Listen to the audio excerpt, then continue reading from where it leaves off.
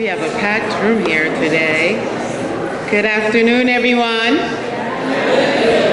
My name is Angie Bannerman Ancoma, and I am the Executive Vice President of United Way, Director of Community Investment. And it is a complete honor to join you here this afternoon to talk about something that I'm personally and professionally really passionate about, which is housing.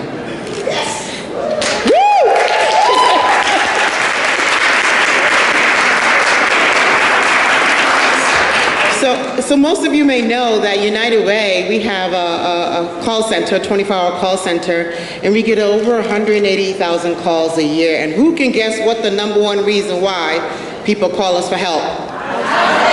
Housing. Last year, we got 72,000 calls alone, specifically for housing.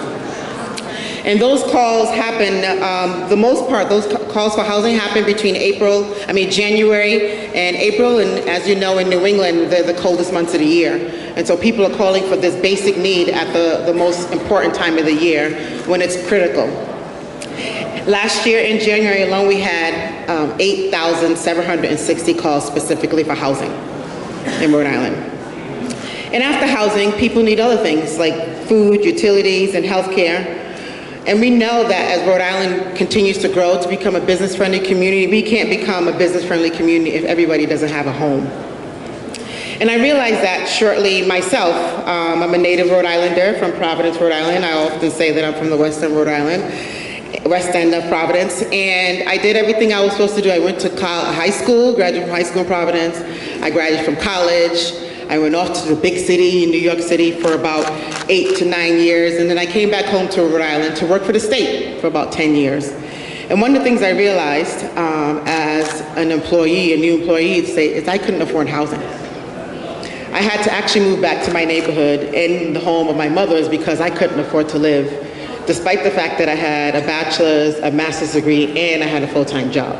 So that's when I realized how important it is from my perspective, how important it is for housing. And if I had all those resources, I had family supports, I had education, I had a good, stable job, and if I couldn't afford housing, that's a problem for our state. And it's a problem for so many Rhode Islanders, and I'm looking forward to joining with you today to solve that issue.